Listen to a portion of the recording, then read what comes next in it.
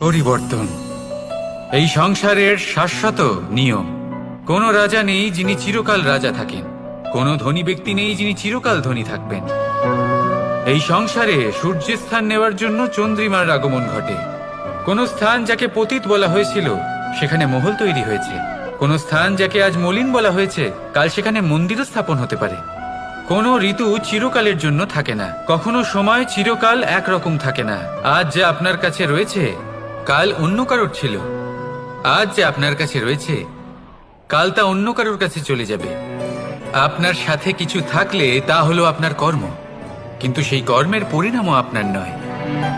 আপনি শুধু কর্ম করুন, বাকি সবকিছুই পরিবর্তনশীল।